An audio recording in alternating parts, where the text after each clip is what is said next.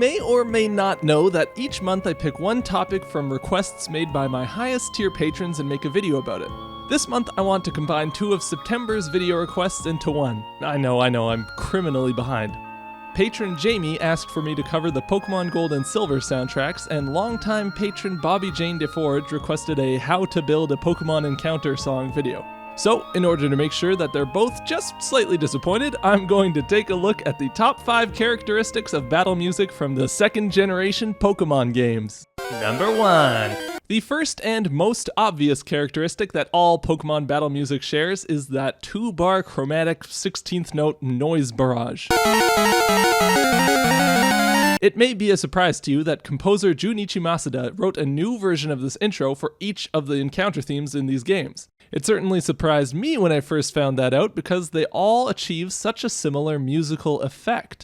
This is because of a couple of things. Almost every version uses this 16th note pattern of a chromatically descending 4-note figure that descends itself by whole notes. This is usually contrasted by a single 3 or 4-note chromatic motif in another voice. Many of the themes also use one or more pedal tones as well, usually a high one, or a low one, or both at the same time.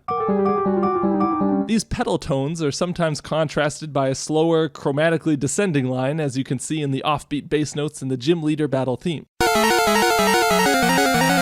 The Team Rocket battle theme even has 2 A notes in the top and bottom voices that chromatically ascend and descend simultaneously. In all of these cases, it's clear that the goal is to disorient the listener. In the Trainer battle theme, for example, we get a high A flat pedal while this chromatic motif appears in 2 voices moving chromatically towards each other, all over the classic chromatic pattern I first mentioned.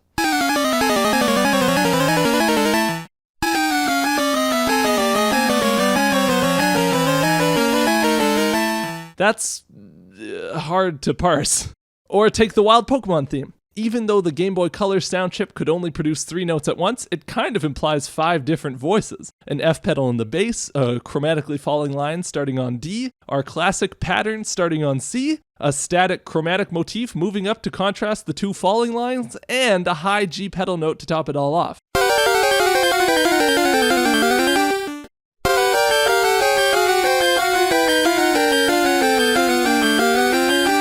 There is no part of this that sounds like the voices are working together in any capacity, and it comes at you so fast and sudden that it totally throws you off. I think this is brilliant in the way that it simulates the fight or flight feeling that you'd probably experience if a wild Pokemon actually did appear in front of you. Number 2. Rhythmically, each theme makes heavy use of this 3-note rhythm, which can be seen clearly laid out in some form in every single one of these tunes' intros.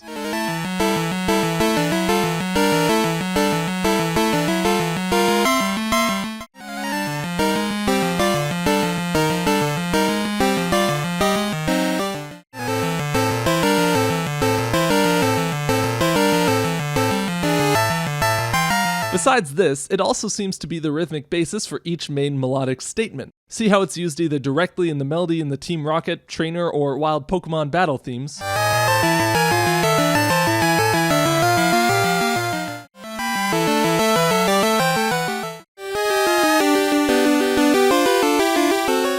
Or how it's used in counterlines and transition sections like in the Rival and Gym Leader battle themes.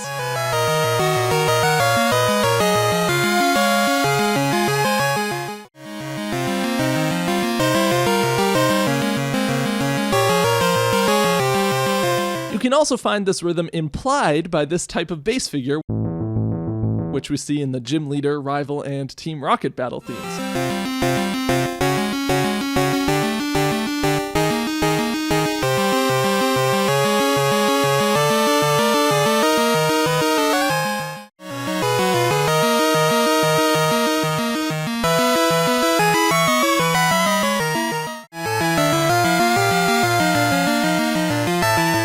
Yes, the bass is just playing straight 8th notes, but the way the line is structured accentuates this rhythm.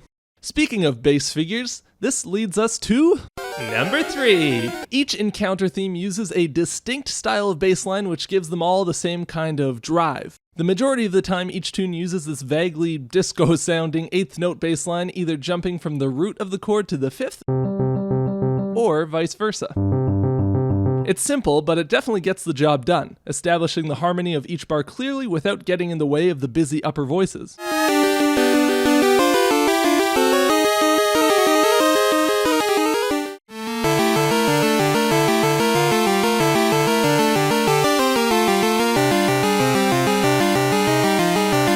When the top two voices settle down for something a little more subdued, like long held notes or repetitive rhythmic jabs, the bass fills in the musical space by transforming into a busier, winding eighth note line that outlines the harmony as well as usually highlighting some colorful extensions.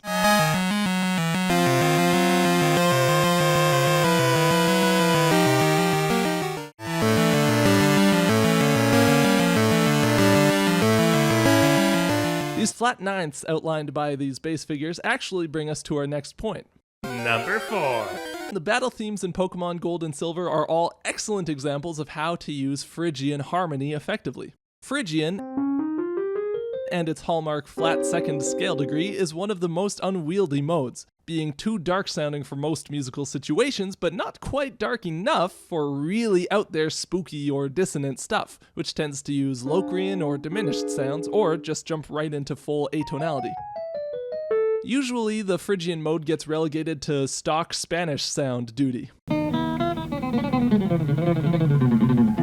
But in these battle themes, the Phrygian color is used to give the music an edge that's really effective in setting the tone of a tense battle. There are two ways that the music brings out the sound of the Phrygian mode. Through the use of the flat 2 chord in a minor key, like in the Wild Pokemon, Trainer, and Lance or Red battle themes.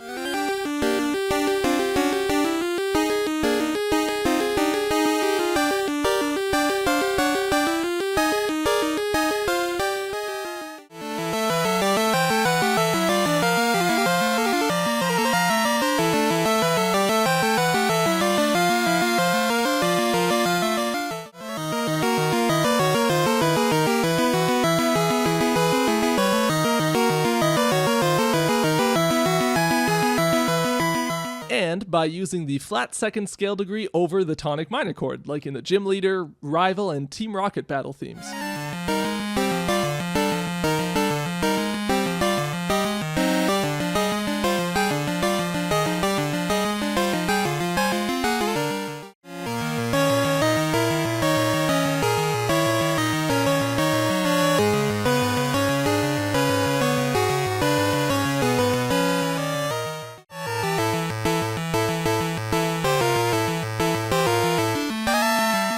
Not like each theme is entirely written using the Phrygian mode or anything. They all feature a ton of interesting harmonic twists, cool modulations, or just weird collections of notes that are really hard to label. But the Phrygian sound is one that appears so frequently between the themes that it becomes part of the identity of Pokemon battle music in general.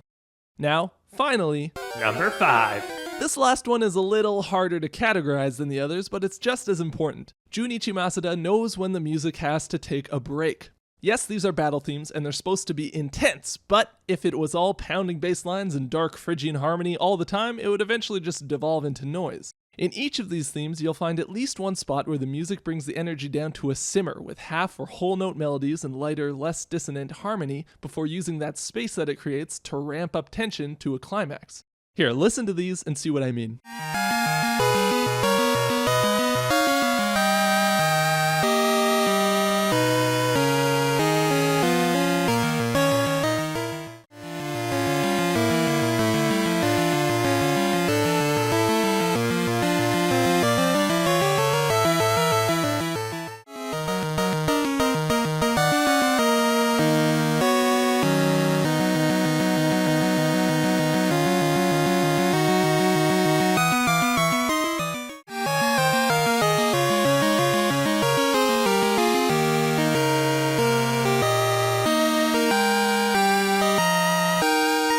Well, that was my first ever weirdly specific top 5 list. Hopefully you found that informative or interesting in some way.